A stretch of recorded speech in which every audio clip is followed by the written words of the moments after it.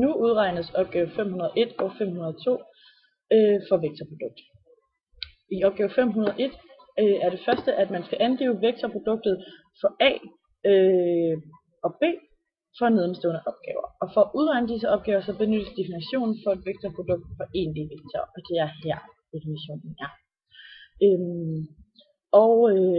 Jeg bruger den sidste del af definitionen, som står herom, til at udregne.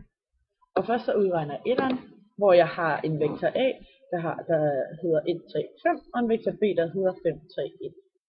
Og de indsættes så for den her, der står heroppe.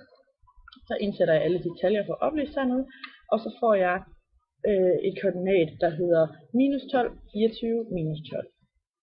Det samme gøres for toeren, hvor jeg indsætter disse tal. A's koordinater minus 1, 2 og 3, og B's 0, 0 og 4 ind i min formel, og så får jeg et koordinat, der hedder 8, 4, 0. I opgave 3 gør jeg præcis det samme som i to ovenstående. Jeg har en vektor A, der hedder 1, 0, 0, og en vektor B, der hedder 0, 0, 1. Jeg indsætter alle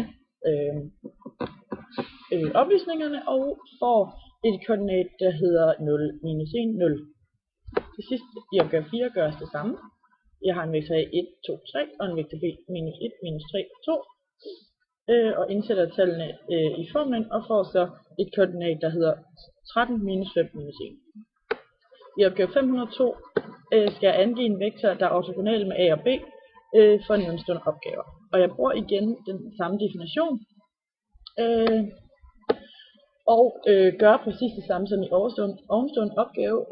Den eneste forskel er bare, at mit resultat opskrives nu som en vektor og ikke som et koordinat.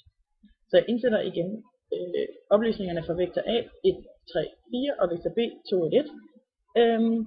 Og får derfor derved en vektor, der hedder minus 1, 7, minus 5. I toeren gøres det samme. Jeg indsætter disse tal.